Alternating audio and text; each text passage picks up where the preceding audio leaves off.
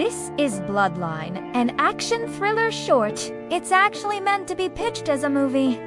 But let's just roll with it. The concept is simple. Take a burned-out corporate drone, plunge him into a mystery, force him to confront his dark past, then unleash him as a precision-killing machine. Think Jason Bourne meets John Wick with a dash of Deadpool's dark humor. And you can probably tell from this story that there are some majorly awesome action movies that inspired this. Anyway, here's everything you need to know. We begin with a bang, or rather a whimper. Meet Zayn Malik, a data analyst at an unnamed company. We want to establish right away that he's tired, overworked, and stuck in a meaningless job. Shot in muted colors, think gray skies and fluorescent lights, accented only by the occasional splash of red. Maybe a dripping faucet or a takeout coffee cup. All this builds an atmosphere of monotony and fatigue. But there's also a ticking clock on his computer screen reminding him that he's late for work. Ironically, he works for a company called Times Arrow, which apparently does something with logistics and time zones. Oh! And they have a big conference coming up where the CEO is going to announce their new initiative, Project Bloodline. Ha ha. Foreshadow much. Zayn's boss keeps popping by to check on his progress, adding to his stress.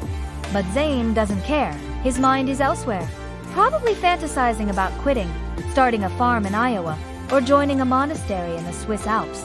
Suddenly, the screen flickers and a pop-up message appears, reading, "You are not who you think you are." Was this a line from that weird pickup artist seminar he watched last night? But no, because the message reappears whenever he logs back on. Clearly, someone wants him to know something. So he logs off and decides to investigate. The next scene sees Zayn following coordinates sent to his phone. The trail leads him to an abandoned train station. There! He finds a woman waiting for him. Enter Lara. Now she steps out of the shadows and points a gun at him. She explains that his dad was once an assassin like her, and because Zayn is his son, he is a liability that needs to be dealt with. Unless, of course, he wants to join her organization. Zayn protests, saying he's not cut out for this life. But Lara isn't listening. She takes off her glove to reveal a matching tattoo to the one on Zayn's arm. She claims that he's been chosen, but really, it's up to him to decide if he wants to accept his destiny. After all, he is his own weapon. With that, she takes off.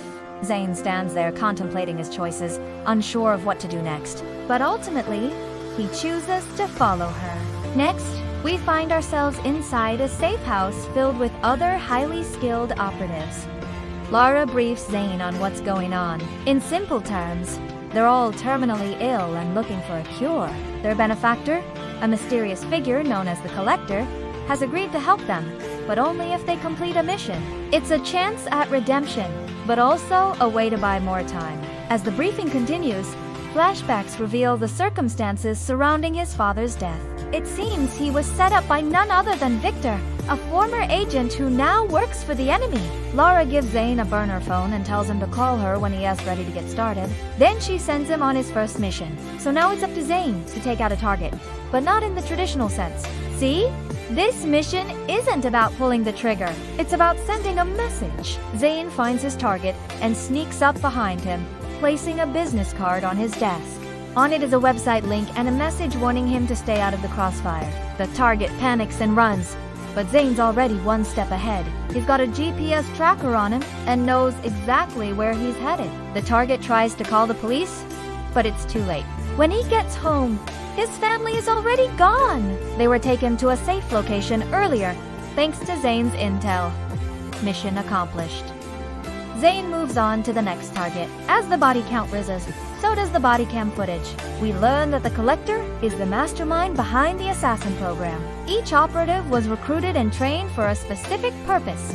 They're like instruments in an orchestra, but instead of music, they play God with people's lives. Meanwhile, Victor emerges as the main antagonist, a classic baddie who always seems to be 10 steps ahead. He wants to steal the Collector's tech and use it for his own nefarious purposes. But there's a twist. The Collector knew this would happen, so he left clues hidden in plain sight. Our heroes are hot on his trail. They manage to hack into the system and discover a secret base. As they prepare to strike, the Collector reveals himself. He's a puppet master who's been orchestrating events to bring everyone together. He has a theory that only certain people are worthy of life and uses the operatives to cull the herd. But his methods are flawed because he underestimated one thing: human connection. With the Collector neutralized, the remaining operatives reunite. They exchange gunfire with Victor's forces, but it's clear that they're outgunned. Just when it seems all hope is lost, Zayn returns. He's been hiding out and perfecting his skills. And boy, does he make an entrance. There's a face-off between Victor and Zayn. The two were once friends and partners, but now they're on opposite sides.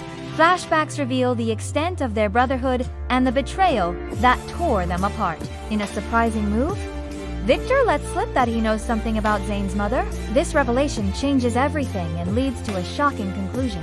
In a final showdown, Zayn confronts the Collector, but it's not the fight he expected. Instead of bullets, they engage in a battle of wits. The Collector lays out his philosophy and tries to recruit Zayn, but Zayn refuses. He's not interested in playing God. He wants answers. The Collector, realizing he can't sway Zayn, makes a last-ditch effort to stop him, but it fails. And in a moment of clarity, Zayn understands the true meaning of being his own weapon. He's not just a tool for killing. He's a force for change. In the end, Zayn decides to destroy the Collector's technology. He doesn't want anyone else to have the power to manipulate people's lives. As dawn breaks, Zayn and Lara stand on a rooftop overlooking the city. The sun rises, symbolizing a new beginning. Lara congratulates Zayn for completing his mission, but she's not satisfied yet. She believes there's still more for him to do. Zayn is conflicted, torn between his desire for a normal life and his growing sense of purpose. In the end, though, he chooses to embrace his destiny. He's ready to take on whatever comes next. And that, my friend, is the story of Bloodline.